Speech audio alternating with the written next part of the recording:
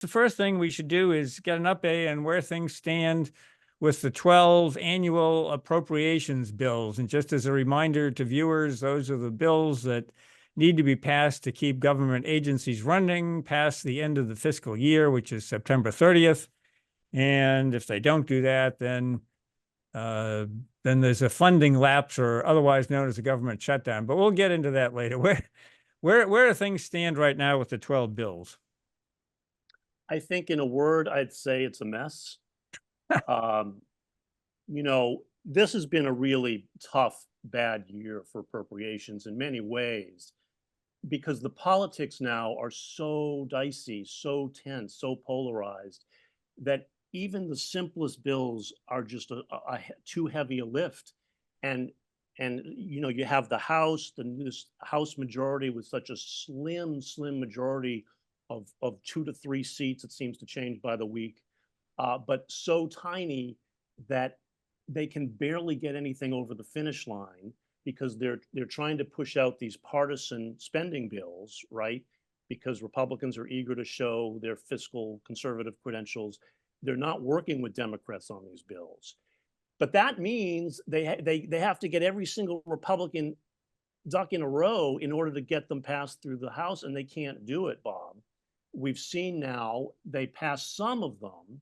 As you said, there's 12 annual bills. They were only able to pass 5 so far, and I'm not sure that may be it for the year. It's not clear to me how many more they'll have the votes to actually pass. And a couple of them went down. We saw this, usually the simplest bill. This gives you a sense of the politics here.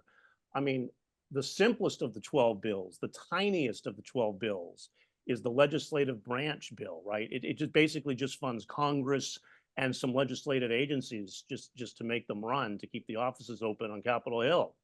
Doesn't do that much, usually not very controversial. It should pass, in a second. It actually was defeated because of a dispute over a provision that would block their annual cost of living pay raise. And then without Democrat support for the bill to begin with, they couldn't even do it. Another one was the energy water bill that funds the Energy Department and the Army Corps of Engineers for water projects.